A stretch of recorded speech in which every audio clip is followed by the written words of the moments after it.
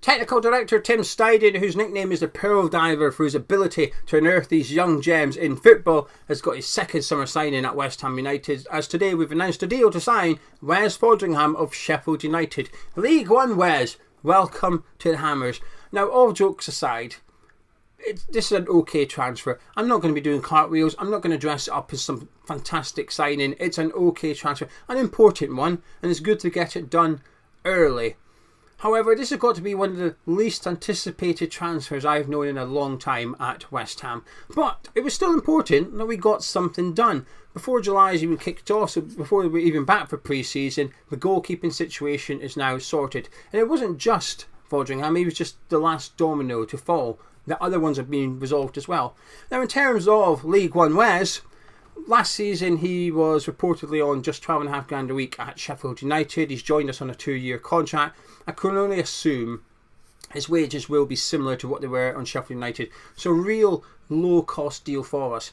Now, my opinion has not changed, but just to recap, I think he was one of the worst goalkeepers in the league last season. Him and James Trafford. The difference is one's starting out his career and the other one's towards the end of it, and we've signed one towards the end of it. So I'm going to say he was the worst goalkeeper in the Premier League last season. That's my opinion on the player. But my opinion on the transfer is I'm fine with it because it ticks all the boxes, and it's quite common among Premier League clubs. Manchester City have Scott Carson, Manchester United have Tom Heaton. A goalkeeper with vast experience towards the end of their career, low cost, but most importantly, homegrown. So he's ticking all the boxes that we need for a third goalkeeper. Now, obviously, there will be an argument that we might as well have just kept Anang and Nathan Trott, especially considering they're club trained as well as homegrown. But without European football next season, it's not an issue. But obviously, should we get European football the following year, then we might look back and think, well, we made a bit of a mistake there with Trott and Anang. But I get it. The club had to be ruthless and they had to make big calls on those young goalkeepers. You can't just keep them and stop their progress in their career. So Trott's gone off to Copenhagen, 1.2 million. We've got a sell-on clause as well. So if it does work out, we've made a mistake, we'll cash in. And Nang's been released. Knightbridge has been released. And this signing of Foderingham means that we can now plan the development of Heggie. Now, Wes Foderingham at West Ham, we should never see him, and this is why I'm okay with the transfer. So it's ticking all the boxes in terms of the profile of the player, the homegrown one being the most important one. But in terms of him playing, I don't think we'll ever see him. We might see him in the Betway Cup. That's it. If we do see him play a competitive game for West Ham, something's gone wrong with Areola and Fabianski next season, which obviously would not be good news. And it's very similar to signing David Martin. When we signed David Martin, he was never meant to play. He only played, and it was a nice story, Stamford Bridge, but he only played because of how bad Roberto was. That's the only reason. He wasn't meant to get game time, and we ended up signing Randolph, Fabianski. You know the story. We shouldn't see Foderingham come in. The reason we've got him is for what he can bring on the training ground. So instead of having an impact on Saturday, he's going to have his biggest impact Monday to Friday, and then the changing room as well, because we've got a very experienced goalkeeper with him. He's done it in the Premier League. I said done it. He's played in the Premier League, played for Rangers, played for Swindon under Paul Di Canio, League One Wes. I know I've made that joke 2 or 3 times now. I'll stop. I'm ill today. You can probably notice. I don't know. Maybe you can. Hopefully you can't. I'm ill today. I think it's gone to my head. League One Wes, welcome to West Ham.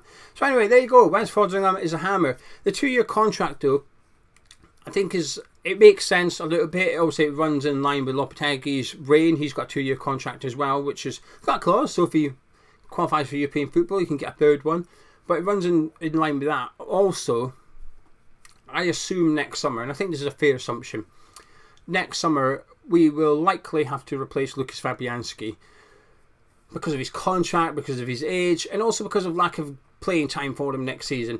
I think it's been very easy to keep Areola and Fabianski content at the club because of the amount of game time, because of European football. So last season, Areola was a Premier League goalkeeper, Fabianski was a cup keeper. You could guarantee Fabianski at least 6 Europa League games, 1 FA Cup game, 1 Carabao Cup game. So you've got 8 games there for him. Plus, there's an expectancy we will run deep into some of these competitions. You could pretty much guarantee Fabianski 15 games last season, and that's without any injuries or suspensions to Areola. Not the case this year. So I wouldn't be surprised if come next summer we need to get in a keeper to replace Fabianski. So just having that third choice one in Foderingham just continues next season, so we only need to make 1 replacement rather than 2. It just makes sense. The club can now focus on the development of Heggie. Hopefully, in 2 years' time, he's able to take over from Foderingham, possibly even take over from Fabianski next year. Truth be told, I don't know. I'm not seeing him enough. However, I know the club have got a little bit of hope for him, and I think that's been proven by letting Annan go and letting Knightsbridge go, but they've kept a hold of Heggie. That's a vote of confidence as far as I'm concerned. But anyway, there you go. One final time, League One Wes is now a hammer. Now moving on to Max Kilman. I have a feeling this could be our third summer signing. We're not giving up. Our interest feels genuine. It feels serious. I believe the fact that Lopetegui really wants him. There's evidence under him at Wolves that he made him captain. Why would he not want him at West Ham? We need a centre back, ideally a left-sided one, with a Gerd wanting to leave West Ham. Get on to him in a second. So this Max Kilman one, I think I'd be surprised if he did not become a West Ham player during the summer transfer window. And I'm okay. I actually think it's a good thing backing your head coach, that if he really wants one player in particular, you go get him. I want Steidten to be in control / in charge of the transfer window, but it doesn't mean you ignore Lopetegui. I want him to work with Lopetegui.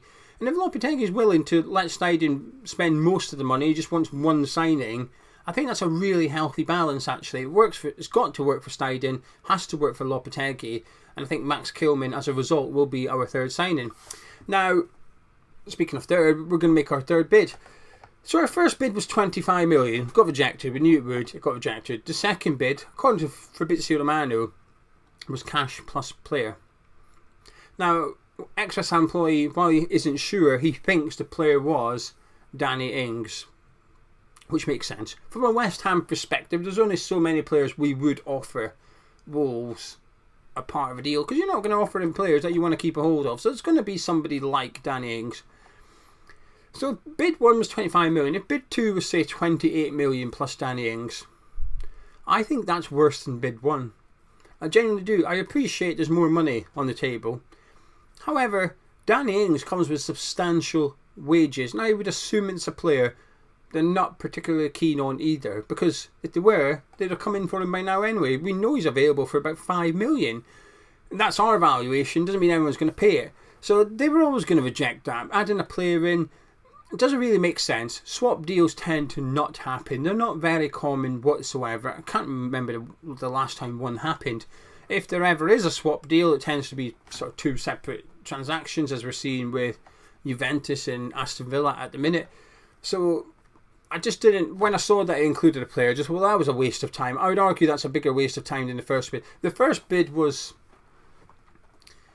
insulting to some extent, 25 million, but the story where West Ham were expecting to get rejected, so it was a real low ball offer. But the second one, first one was low ball, second one I think was just stupid, quite frankly. So the third bid will be quite interesting, because according to reports, we said 25, they said 45. Now we are creeping up above 30. We're starting to reach the midway point between both clubs' valuations. It doesn't feel a million miles away from a deal being done. I appreciate there's a 10 million swing here, and that's big. But I don't know, it just feels like, I feel quite confident that this one is going to happen. And I don't know, okay, I don't know, it's just my opinion. I've only read and seen what you guys have read and seen as well. But I just think that this one's an important one for Lopetegui. Because like I said, I'm putting 2 and 2 together here. Some people think it's 4 and some people think it's 5. Maybe he's buying a captain as well. He went after Alex Garcia. It depends if you believe that rumour. I do. Who was captain. And now, since he went to Leverkusen, we've turned our attentions and ramped up the interest in Max Kilman, who's also a captain. So I wouldn't be surprised if Lopetegui's trying to purchase his captain for West Ham. Maybe not. Maybe it'll still be Kurt Zouma. Just a feeling at the minute. Now, speaking of Gerd, I just want to discuss him briefly for a minute. Because he's been linked to a few clubs. Atletico Madrid, Rennes.